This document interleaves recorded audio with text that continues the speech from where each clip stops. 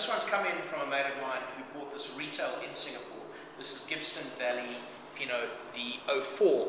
The reason why I'm quite excited to look at it is it's very rare that you see Central Otago Pinot this old in Singapore, and in fact anywhere.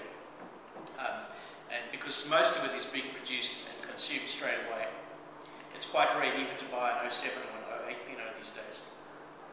The first thing I'll say about the wine is that it's quite brown. Again, sorry, you don't have any white background for you to look at it, but it's browning. There's no question. But that is an indication, of course, of aging.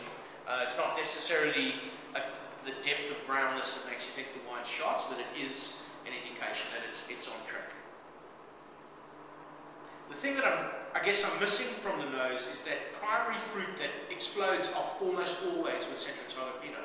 It's missing that sort of spicy fruit burst that we often have come to expect, in fact, from Otago Pinot. I'd say that the primary fruit here is starting to fade, and more of the secondary characteristics are coming through, which is a slightly more muscly, brown spice sort of flavour. There's a thing about Gibbston Valley as a label that I often consider for myself personally, is that I find them quite big, and rustic's a harsh word, but quite big and muscular, particularly given that it comes from a region which is a sub-region of Central, which is more about the ethereal flower, white flower, mountain flower characteristics, as opposed to, say, the Bannockburn sub-region.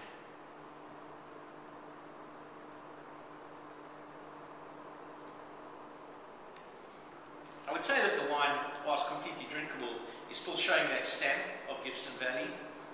There's no question about that. The acid is still there, the balance is there, but the wine needs to be drunk now. I don't think that this is something which would go on for years and years beyond where it is now.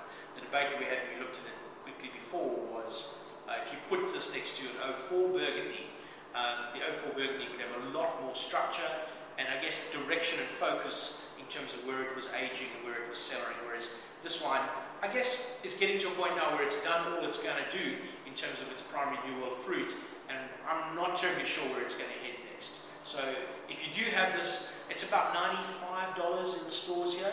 I think you could probably drive the guy down on price and suggest maybe that this wine is in its window, securely in its window now, and needs to be drunk. Cheers.